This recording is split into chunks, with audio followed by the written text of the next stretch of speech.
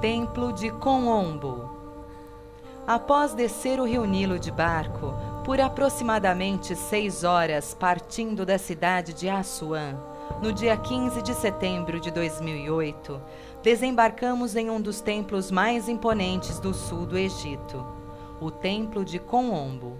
Embora muito desgastado, ainda assim sustenta sua magnitude. Podemos sentir no interior de seus corredores as forças que ali eram exercidas pelos sacerdotes da Escola de Mistérios do Olho de Horus. O Templo de Kon-Ombo é um templo dedicado a uma das 7 leis herméticas de Imhotep, ou Hermes Trismegistros, o 3 vezes grande para os gregos. Essa lei diz que no universo tudo é dual, tudo tem a sua correspondência contrária, mas ambos se encontram em suas extremidades, pois fazem parte da mesma coisa. Como o frio e o calor são medidas totalmente distintas, porém fazem parte de uma mesma coisa chamada temperatura. Nesse templo dedicado à dualidade, os iniciados eram colocados à prova. O que estava em jogo eram suas escolhas. Para ser um sacerdote iniciado, o aluno deveria passar pelos templos do Egito e ultrapassar as barreiras mais profundas da consciência para assim tornar-se um super-homem ou uma super-mulher e servir a todo o povo com seus conhecimentos através da clarividência, ajudar o faraó a governar através das leis e da justiça divina de Osíris, Horus e Ísis. Quando um sacerdote era finalmente iniciado, tinha então o poder e o dever de repassar esse conhecimento por toda a eternidade. O Templo de Kon-Ombo é um templo misterioso e está dividido exatamente ao meio. A parte direita é dedicada ao deus Sobek, o deus crocodilo, que representa a ignorância, o instinto animal que era encontrado no homem, a raiva, o impulso violento, os atos impensados. Sem o mínimo de sabedoria, eram atos que representavam o lado ignorante do homem. O lado esquerdo do templo era dedicado ao deus Horus, que simbolizava a sabedoria adquirida através do tempo, depois de ter reencarnado pelo menos 700 vezes dentro do ciclo de Sansara, que durava 25.920 anos, o ano cósmico descrito no zodíaco de Denderá. Dentro deste ciclo, o homem tem a possibilidade de experimentar até 700 vidas, vivenciando todas as personalidades possíveis dentro de cada período, dentro de cada era zodiacal, que é dominada por estrelas e constelações distintas. Horus representa a sabedoria suprema, a divindade na Terra.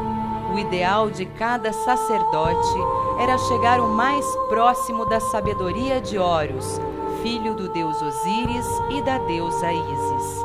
Por isso, todos os faraós eram reverenciados como deuses na terra, pois os egípcios acreditavam que todos os faraós eram a reencarnação de Horus na terra, e esses deveriam lutar pelo seu povo com todas as forças, como Horus lutou contra Sete pela vingança da morte de seu pai.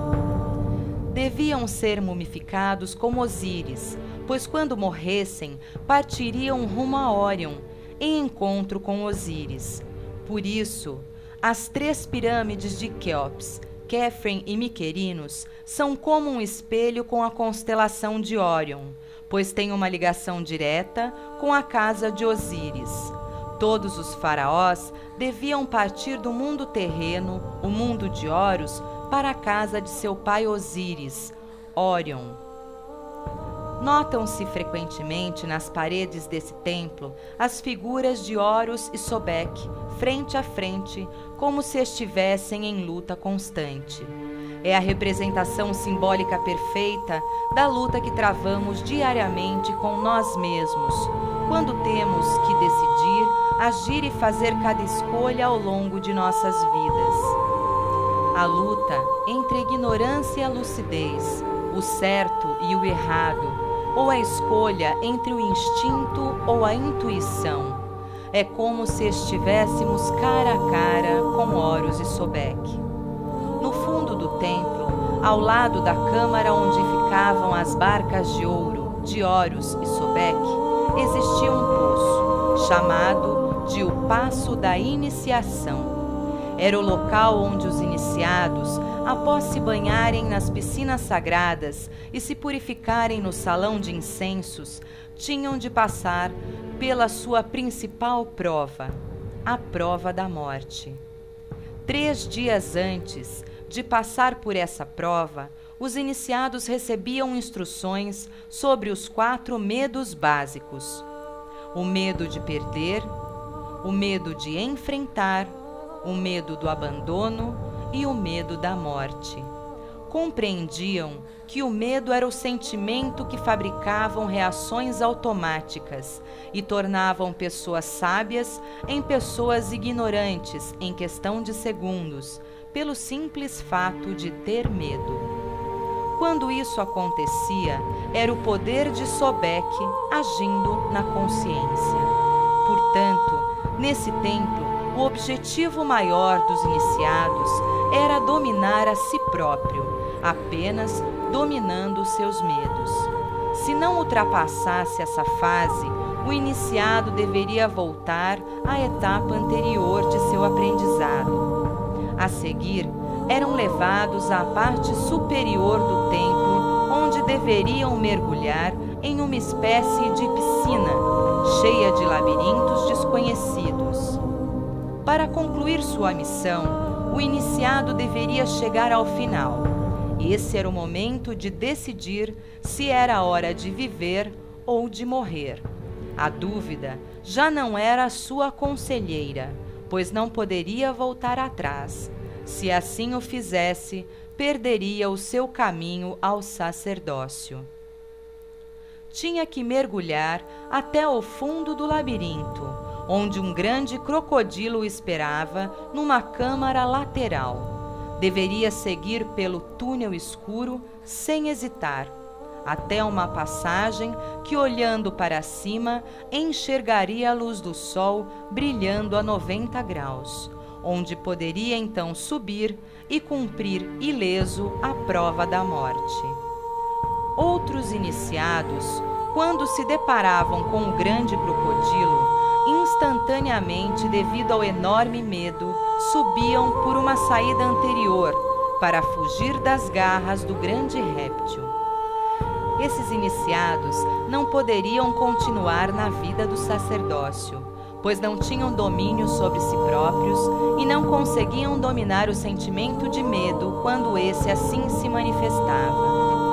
Mas o que os iniciados não sabiam era que os crocodilos nunca os atacariam, pois antes do início desse ritual, os sumos sacerdotes alimentavam-os e, além disso, estavam amarrados pelas pernas. Os iniciados só precisariam confiar. Num pequeno espaço de tempo, dentro deste templo tão imponente, nós conseguimos entender um pouco do significado desse local. Devemos sempre confiar no universo, em nós mesmos e no mundo espiritual que nos cerca. Tudo é perfeito. Por pior que pareça ser a situação em que nos encontramos, devemos sempre confiar e nunca nos deixar dominar pelo medo, pois o medo nos leva sempre para o caminho errado. Qual é, então, o melhor caminho a seguir? O da razão ou da emoção? O caminho do meio é e sempre será o melhor caminho a seguir em todos os aspectos de nossas vidas.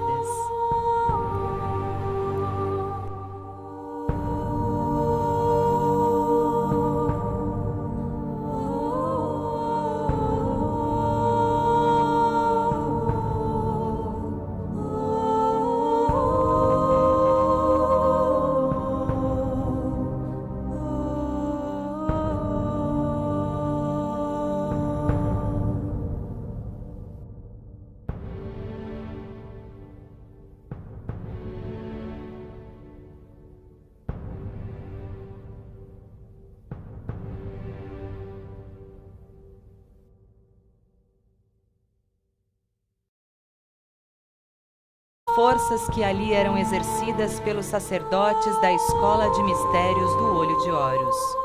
O templo de Kon-Ombo é um templo dedicado a uma das 7 leis herméticas de Imhotep, ou Hermes Trismegistros, o 3 vezes grande para os gregos. Essa lei diz que no universo tudo é dual, tudo tem a sua correspondência contrária, mas ambos se encontram em suas extremidades, pois fazem parte da mesma coisa. Como o frio e o calor são medidas totalmente distintas, porém fazem parte de uma mesma coisa chamada temperatura. Nesse templo dedicado à dualidade, os iniciados eram colocados à prova. O que estava em jogo eram suas escolhas. Para ser um sacerdote iniciado, o aluno deveria passar pelos templos do Egito e ultrapassar as barreiras mais profundas da consciência. É um templo misterioso e está dividido exatamente ao meio. A parte direita é dedicada ao deus Sobek, o deus crocodilo, que representa a ignorância, o instinto animal que era encontrado no homem, a raiva, o impulso violento, os atos impensados. Sem o mínimo de sabedoria, eram atos que representavam o lado ignorante do homem. O lado Templo de Kon-Ombo. Após descer o rio Nilo de barco, por aproximadamente 6 horas partindo da cidade de Assuã, no dia 15 de setembro de 2008, desembarcamos em um dos templos mais imponentes do sul do Egito, o Templo de Kon-Ombo. Embora muito desgastado, ainda assim sustenta sua magnitude. Podemos sentir no interior de seus corredores, assim tornar-se um super-homem ou uma super-mulher e servir a todo o povo com seus conhecimentos através da clarividência, ajudar o faraó a governar através das leis e da justiça divina de Osíris, Horus e Ísis. Quando um sacerdote era finalmente iniciado, tinha então o poder e o dever de repassar esse conhecimento por toda a eternidade. O templo de Kon-Ombo